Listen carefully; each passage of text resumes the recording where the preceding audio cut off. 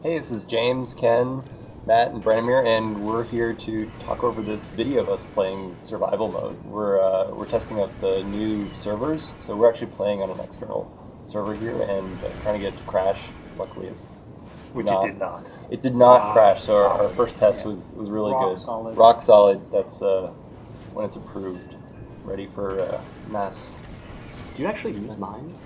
I was using the mines. See, I was putting them up to get those bikes. It'll take a few of the bikes out. I mean, then I was bombing it as well. See, here we go. I was stealing Ken's kills here. Oh, that was you. Oh, okay. Yeah, I was waiting there the entire time, and then all of them died. So we had 2 bombers and 2 helicopters doing the survival map. Yeah, we're not really sure what's better because the helicopters are really good at tearing stuff up on the ground, but you know the bombers obviously can just sit and lob their bombs from the air. So we're trying different things out. Branimir just sort of would sit there and just rain bombs on people. Yeah, there's a perfect example. You could probably play a good amount of the game. Yeah, you're bragging now. You totally just stole that kill too. Yeah. So we made a post on the blog, sort of updating what happened. We had so much traffic thrown our way from Total Biscuit doing his little preview with the WTF-a-thon. That was so awesome. It was really great. It was amazing to get that influx of users and feedback. He was actually kind of bad at playing it. It was a little funny watching him because he didn't pick up from the controls right away. But we saw people from the comments; they understood what was going on, and it was really fun to see the feedback. I think over 600 people were commenting on it. So here the first few waves of survival are pretty easy. We're just amassing our army because it's not that bad until you get to waves like 8 and wave 9. So our goal is here to actually be able to beat wave 9. And we're cheating a little bit because we didn't really balance the economy, and we're getting like our full distribution of money as if you're just a single player, but multiplied times 4. So we're not at a loss for any resources to build, and there's 4 of us building and 4 of us shooting all at once. So it's pretty overpowered, I'd say, but we actually hadn't been able to beat Wave 9 due to either desyncs or just us not playing very well before this. Oh, something new that we added just this week was we increased the level cap, the in-game leveling up to level 10, and you become quite a bit more powerful. So the AirMechs, once they get towards the end stage of the game, are a lot more powerful, and it's intended to make you feel more powerful, avoid stalemates once you get to the end, because you'll be able to walk into a base and clear it out if you are still playing like 15 or 20 minutes into a match. We really didn't want to have long matches. I know that a lot of Dota games they do that type of hour-long matches, and it's really cool if you have the time to do that, but we were wanting to see something that's a little bit more quick-paced. Like, our ideal match length would probably be about 15 minutes. We'd like that some player would win or lose by that point. It's just a different amount of endurance you have to play those longer games. So I don't know what Branimir was doing here. I guess you were just building the same stuff as I was doing. You were building the rocket trucks before, and we decided it's probably just better to put the Scorpion tanks. I'm building rocket trucks too. I like them. They look cool. They look powerful. Another thing is, I think we're all the same pilot in this match, so everybody took the Samson pilot to get the unit cap bonus. Yeah. So that we can build up these mass amounts of units to get that into our final waves. Yeah, we found that they start pushing everybody out of the way in the end, and then just like suddenly you see your unit count like dropping, by 1, 2, 3, 4, and you're like, oh, okay, everybody start building, build, because you're sort of in fighting mode by that point. It gets pretty hectic, pretty chaotic in the last wave. We're actually surprised that the performance is pretty good too, because we all have pretty good machines, not like super high-end latest video card machines, but decent dev machines, and we're playing 4 players here on the external server. And what was the ping you guys were getting to this? 60, yeah, most of the time. You had spikes up to like 100 and something, didn't you? 195. Yeah, so even with that, the game stayed smooth. At least for me, it was smooth most of the time. I was sort of going back and forth between 60 and 30. Like I'll get a solid 60 if I'm just playing a local game.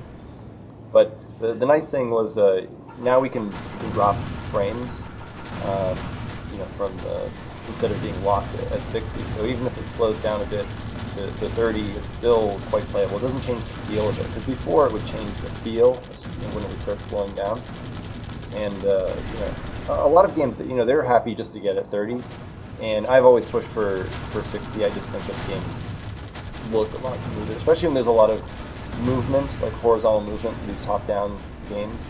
To me, there's a huge difference between 60 and 30. So as long as you've got a decent machine, hopefully we'll be able to run the game at 60. At least that's our goal with the final optimizations we make to the render later on. Now we've had a lot of questions about like what other units and stuff we're going to be expanding to, and we'll have a lot of other turrets and stuff, some things that are better about anti-air and controlling the enemy player. We found that in playing our like 2v2 and even just 1v1 games, players would come around the back and like sneak in like a tank or something to the back of your base, and even if you had a whole bunch of missile tanks, it would launch like 10 missiles at the player, but they could still manage to get ahead of it and drop that tank in and just wreck your day. So we're looking to do some more things to, if you really do want to fortify your base and keep the enemy players out, we can give you an option to do that, so you can leave your base safely. We also removed the crashing behavior of the AirMechs. It used to be when you ran out of energy, you would actually be forced into robot mode. You wouldn't be destroyed, but you would just be forced to land, basically. And we felt it was a little annoying because you fly back to your base, you're sort of coasting in, you almost have enough energy, and then you're forced to transform to the ground, and then you have to go back to the air just to get on top of your base. And it just wasn't very fun. And especially as we've added a lot of the special abilities, like the bombs, you see. I mean, they're great fun to play with, but then you use up your energy very fast, and then it's not very fun to run out of it. So we're looking to make that just more fun, and work on the balance part of it at the same time. I don't know if Matt gave up on the UFO. It used to be Matt always liked to play with the UFO and sort of grab the enemy units. That's disabled. Yeah. Oh, you can't pick up any of the You can't pick survival? up the survival units of the UFO right now. There's no real point to playing UFO in survival. Oh. I'd change that. Well, there's got to be some way you can do it that isn't too much of an exploit. I still love the UFO in regular multiplayer games, though. It's really good for just making Ken happy. Yes. Yeah, and no one here has access to the special fighters that we use for debugging. We had some people ask about cheats and stuff, if we're going to let people use them, but we intend that you will be able to always earn experience and credit while you're playing. So if we allowed people to have cheats, they could just go through and get a really high rank, whereas other players are playing a proper game in multiplayer. That wouldn't be fair. So we will have a lot of content, but I don't think we're necessarily going to allow people to cheat. It's not that type of game, we feel. Oh yeah, we need rocket trucks on this. Oh yeah, we got new rocket trucks. You'll see a lot of updated content that we're replacing kind of in parallel with working on the actual game. So we've towards the end rounds here, you see some larger units, which are just a scaled up version of the Scorpion tank. We were thinking of doing some actual custom sort of like boss units that don't even have to line up with the units you can build. They can be overpowered for this mode. They can do some special things. So we're thinking about a lot of ideas we can add to that, because when you start playing the survival game, it starts to feel like almost like a tower defense game that you can also play. Like you can jump down there and play. So with more turrets, along with more varied enemies, I think it'll be a lot of fun. Especially playing with your friends like this. Like it's 4-player. It's like I'll say, I've got the north zone, or Ken, you got south. But if somebody's line breaks through, then they're obviously not pulling their weight. We'll just kick them from the game. band. Yeah, the score will, it does reflect how much you're contributing. Yeah, you see here from the money, we're just capped, at the money. There's no problem here. That's something we still have to balance. We made it a little bit easy right now, but some other things that will affect the survival mode quite a bit are the pathing. Like we've got some basic pathing in. I mean, units can definitely find their way around the map, but they don't respect other big heavy units. Like you'll see an infantry unit is able to push its way around or through a tank, like sometimes right off of a cliff. We don't want that. We want to have something that makes sense. Like maybe an infantry unit can get around a heavier unit, but if two tanks come up against each other, they should have to fight, or one of them will actually die before the other one can get around. So that the pathing tweaks. I've seen some tests where we've had different pathing modes on, and the game feels very different, and it affects survival mode a huge amount. Like right now, you'll have like some armored cars come up behind a series of tanks and rocket trucks, and it'll just push them all along, and it'll push right through all your turrets and all your tanks, and it's pretty overwhelming. So once we remove that ability, we'll rebalance things and see how it goes. So we just finished with wave 7. So wave 8 gets kind of nasty because you get the rocket infantry coming in from the sides, and then a regular round of units from the canyons like before. So you can see here on the mini map down there just how much stuff is starting to come in. And if you don't have really good defenses here, it's built up. Yeah. So we'll keep tweaking this. We were surprised we got to the end of it without any problems on the. Well, I don't know. I guess I was surprised. Branimir said it was going to be like another few weeks before we had the dedicated server stuff working, and this just sort of blew me away that it was working this well this early. Now, you can't actually play with the dedicated servers yet. We definitely have a lot of work to do for like spinning up the games and joining them and that type of stuff. Like that's what needs to be done in like 2 weeks. Yeah, that's all the logic for that. Like right now, we have a dedicated server up, and if we told you, how to connect to it, somebody might start playing a game, and then somebody else would try to connect in the middle of it, and it would crash the server, and that would be very fun. And it's just one instance of it, so there's just a lot of logic and UI work to be done to support that. But actually, it seems like the hardest part is well under control now. So this is a really good start. And we plan to eventually have servers in different areas. Like, where's the server now? California. Yeah, it's a California somewhere. It's a Linode server that we run in Northern California, and they also have UK and Japan and East Coast. Yeah, so we'll probably hit all those 4 territories, and hopefully that will serve everybody well enough. At least that's our plan at this point.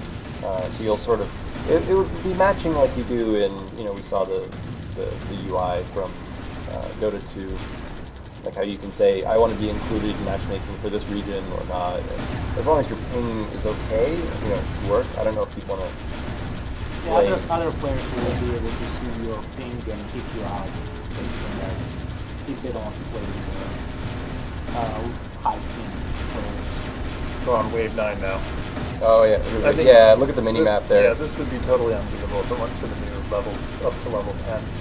Yeah, when you go up to level 10 now, we actually made it a little bit overpowered. You have about 5x armor and damage, so you're just cleaning stuff up like crazy. But still, it wasn't like it was a walk in the park. We were still having these big tanks pushing through so here. So many super tanks. Yeah, I mean they just keep coming. And you see here that they're pushing through, which definitely is tough to deal with. But we had it under control. It worked in the end. So we're getting close to the end here. Is there anything else we wanted to mention? Oh yeah, we're going to be at Minecon next week. That's going to be really awesome. It's going to be Friday and Saturday in Las Vegas, and Matt will be there, Ken will be there, One Chen will be there, and I'll be there. So if anyone happens to be there, stop by, check out the game in person, or just talk to us, or buy us some beer or food, whatever. We never turn anything down. So we also got our Google Plus page up. You can follow us on there. We're still trying to figure out what the best balance is of updating the Facebook stuff and the blog and Twitter and the forums and everything.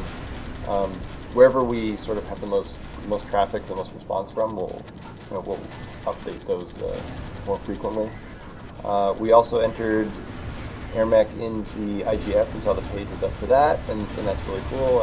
There's no external voting or anything for it, so we can't say go vote for us, but just want to let you know we did.